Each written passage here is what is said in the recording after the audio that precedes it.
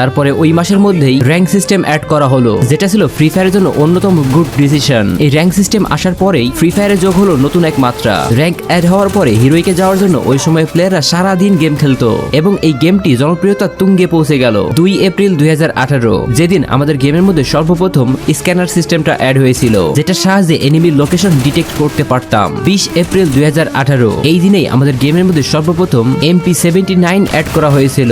10 April 2018 যেই দিন আমাদের গেমের মধ্যে সার্ভর অ্যাড করা হয়েছিল। আর এটা অ্যাড করার পরে ল্যান্ডিং এর স্টাইলটা যখন চেঞ্জ হয়ে গেল, গেমের মধ্যে যুক্ত হলো নতুন এক মাত্রা। 22 এপ্রিল 2018 যেই দিন সর্বপ্রথম আমাদের গেমের মধ্যে মাশরুম অ্যাড করা হয়েছিল। লেভেল 1, 2, 3 এরকম সব ধরনের মাশরুমই এই দিনেই অ্যাড করা হয়েছিল, যার সাহায্যে আমরা ওই সময় ইপি পেতাম, যেটা আমাদের অনেক বেশি হেল্পফুল ছিল। মানুষও এটাকে পছন্দ করতে শুরু করলো। 2 মে 2018 যেই দিন সর্বপ্রথম আমাদের গেমের মধ্যে MP40 অ্যাড করা হয়েছিল, আর এই MP40টা যোগ করলো ফ্রি ফায়ারের নতুন আরো এক মাত্রা। 7 মে 2018 যেই দিন সর্বপ্রথম আমাদের গেমের মধ্যে পার্গাটরি ম্যাপ অ্যাড করা হয়েছিল, আর এই ম্যাপটা মানুষ অনেক পছন্দ করেছিল ওই সময়ে। পার্গাটরি ম্যাপের এমন